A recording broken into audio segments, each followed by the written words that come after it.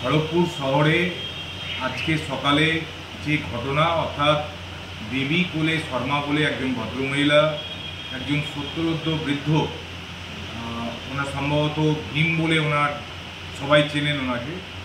তো যেভাবে প্রকাশ্য রাস্তায় যেভাবে ওনাকে মারধর করা হয়েছে, যেভাবে তারপরে গায়ে কালি লাগিয়ে দেওয়া হয়েছে, জামা প্যান্ট ছিঁড়ে দেওয়া হয়েছে, আমি এই ঘটনার তীব্র প্রতিবাদ জানাচ্ছি এবং দেবী কোলে শর্মার বিরুদ্ধে যাতে দৃষ্টান্তমূলক শাস্তি প্রশাসন স্তরে নেওয়া হয় তারও দাবি জানাচ্ছি। কারণ আমাদের ভারতীয় সমাজ ব্যবস্থা আমাদের যেরকমভাবে মহিলাদেরকে সম্মান করতে শেখায়, আমাদের দল যেভাবে মহিলাদেরকে সম্মান করতে শেখায়, ঠিক একইভাবে যারা বয়োজ্যেষ্ঠ মানুষ আছেন তাদেরকে সম্মান করতে শেখায়।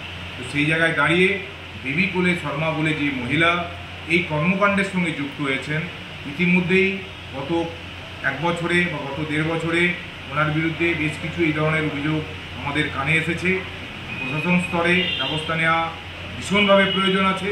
আজকের ঘটনার পরে আমি এই ঘটনার সঙ্গে যারা যারা যুক্ত, দেবী কোলে শর্মার নেতৃত্বে যারা যারা এই ধরনের কর্মকাণ্ডের সঙ্গে যুক্ত, তাদের প্রত্যেকের যাতে দৃষ্টান্তমূলক শাস্তির ব্যবস্থা করা হয় তার আমি দাবি রাখছি এবং দায়িত্ব নিয়ে বলছি, দেবী কোলে শর্মার পাশে আমাদের দল নেই।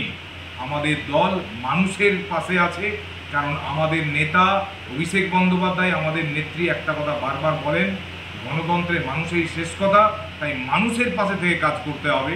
তাই আমরা মানুষের পাশে থাকার কথা বলছি বলেই আমরা ভীমবাবু কোন দল করে আমার দেখার দরকার নেই। আমরা এই ঘটনার তীব্র প্রতিবাদ জানাচ্ছি এবং যারা যারা এই কর্মকাণ্ডের সঙ্গে যুক্ত তাদের দৃষ্টান্তমূলক শাস্তির দাবি করছি।